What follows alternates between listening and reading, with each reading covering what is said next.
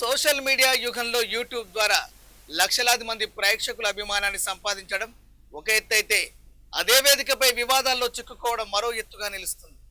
తెలుగు రాష్ట్రాల్లో విస్తృతంగా గుర్తింపు పొందిన నందూస్ వరల్డ్ యూట్యూబ్ ఛానల్ నిర్వాహకులు రామనందన, ఆమె భర్త మధుకర్ ప్రస్తుతం భారీ యూకే వీసా స్కామ్ ఆరోపణలతో వార్తల్లో నిలిచారు.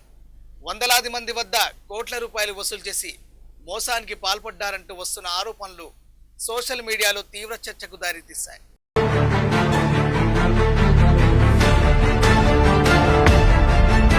బాధితుల ఆరోపణల ప్రకారం యూకేలో ఉద్యోగాలు ఇప్పిస్తామని, వీసా స్పాన్సర్షిప్ కోసం అవసరమైన సర్టిఫికేట్ ఆఫ్ స్పాన్సర్షిప్ అందిస్తామని నందన, మధుకర్ దంపతులు ప్రచారం చేశారు.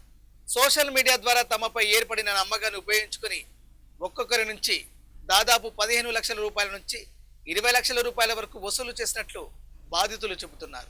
విదేశాల్లో ఉద్యోగం చేసి జీవితాన్ని మార్చుకోవాలన్న ఆశతో అనేక మంది ప్రతిపాదనను నమ్మి భారీ మొత్తంలో డబ్బులు చెల్లించినట్టు సమాచారం. అయితే డబ్బులు చెల్లించిన తర్వాత వీసాలు రాకపోవడం, ఉద్యోగ అవకాశాలు కల్పించకపోవడం, రిఫండ్ కోసం అడిగితే సరైన స్పందన లేకపోవడంతో బాధితులు ఒక్కొక్కరుగా బయటకు వచ్చి తమ గోడును వెల్లడించడం ప్రారంభించారు. బాధితులు చెబుతున్న వివరాల ప్రకారం డబ్బులు తీసుకున్న తర్వాత అనేక సాకులు చెబుతూ కాలయాపన చేశారని ఆరోపిస్తున్నారు. కొందరికి వీసా ప్రక్రియ కొనసాగుతుందని చెప్పగా, మరికొందరికి త్వరలో అవకాశం వస్తుందని హామీలు ఇచ్చినట్టు తెలుస్తుంది. కానీ నెలలు గడిచిన ఫలితం లేకపోవడంతో మోసపోయామని గ్రహించిన బాధితులు సోషల్ మీడియాను ఆశ్రయించారు.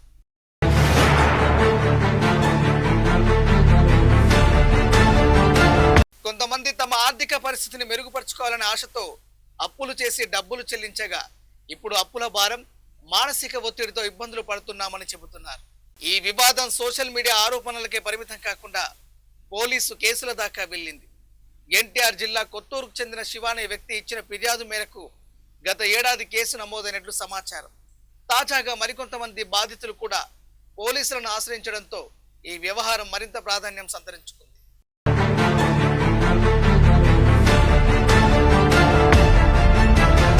బాధితుల సంఖ్య పెరుగుతున్న నేపథ్యంలో మొత్తం ఎంతమంది డబ్బులు చెల్లించారు, ఎంత మొత్తం లావాదేవీలు జరిగాయి అనే అంశాలపై కూడా చర్చ జరుగుతుంది.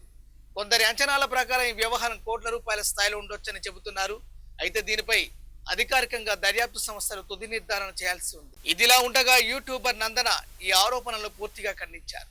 సోషల్ మీడియా వేదికగా స్పందించిన ఆమె తమపై జరుగుతున్న ప్రచారంలో నిజం లేదని పేర్కొన్నట్లు సమాచారం. తమపై వస్తున్న ఆరోపణలు ఏకపక్షంగా ప్రచారం చేస్తున్నారని, వాస్తవాలు బయటకు వస్తాయని ఆమె వర్గం చెబుతుంది.